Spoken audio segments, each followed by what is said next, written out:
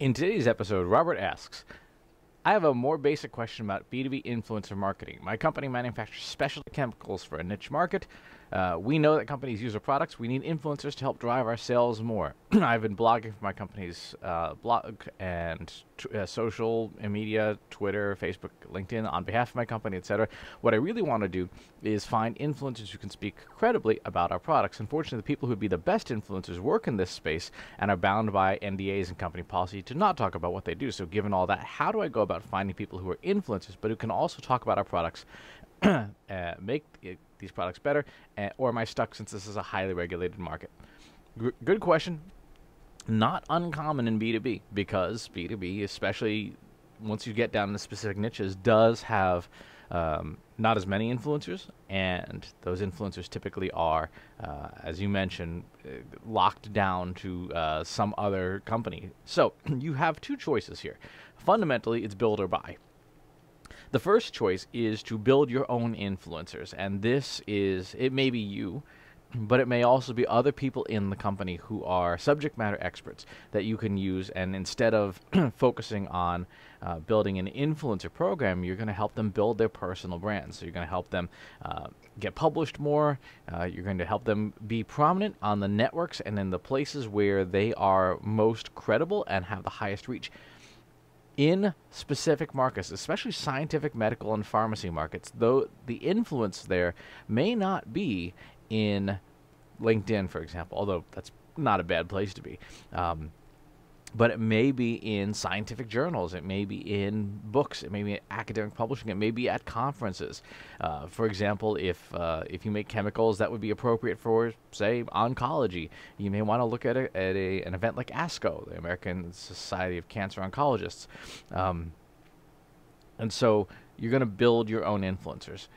That's one avenue. And that's going to take a long time. It will take a while for people to get comfortable building their personal brands, be proficient at it, make the time for it, which is a real problem with subject matter experts. They are, quite rightly, focused so heavily on being experts that they don't have time to do the legwork around it. And so if you're committed to this path, you may want to have someone who's a junior marketer or a coach or an admin or something do the legwork on behalf of that person, posting for them, for example, recording conversations and transcribing them and creating content around those. So you may want to create a content engine around one or more subject matter experts. I recommend having as many as possible. In highly regulated markets and in all B2B markets, if someone leaves the company, they take their personal brand with them. There is no way to transfer that brand to somebody else. So one of the most important things is to have a deep bench of subject matter experts so that if one or more leave, you have the ability to continue on with the program and have people be prominent. Ideally, at least one of the people who is on your bench is an executive, especially someone who's got a big stake in the game. So a founder, a co-founder, a CEO, someone who is materially invested in the company and is unlikely to leave because they have this massive commitment. So that's the build approach. The buy approach is even more, could be more expensive, but it is more interesting because just as people leave companies to go elsewhere, to go to what they perceive as greener pastures, there is the opportunity to go scout and recruit someone. So if there is someone in your field, in your industry, who is highly influential, that might be a consideration for hiring. Like equally true, you might have things like, how large is your LinkedIn network as part of the acquisition process for new talent?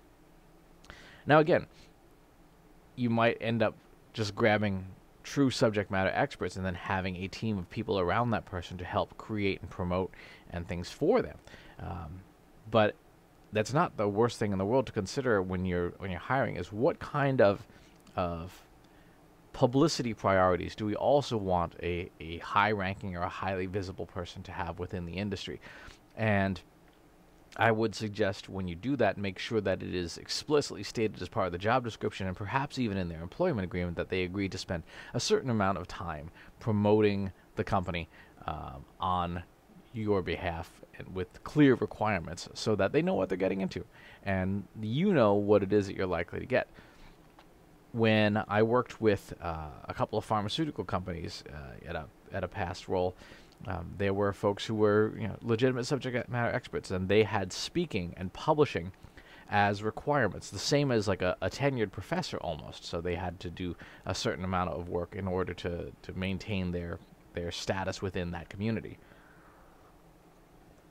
If I had to pick an approach, I would pick the build approach, because once you have a personal branding team established within a company, it becomes easier to apply that team to multiple executives, to multiple subject matter experts, and as people come and go, they go into the machine and then see their brand rise.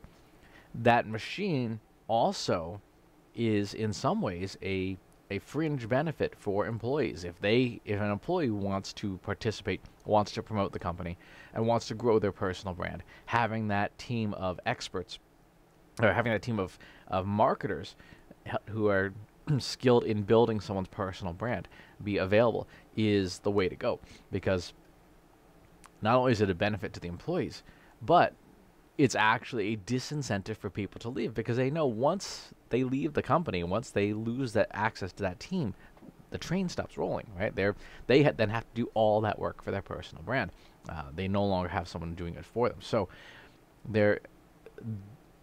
if they care about that prominence, if they care about that publicity, they may be less inclined to leave for greener pastures. So it is a potential fringe benefit. So good question.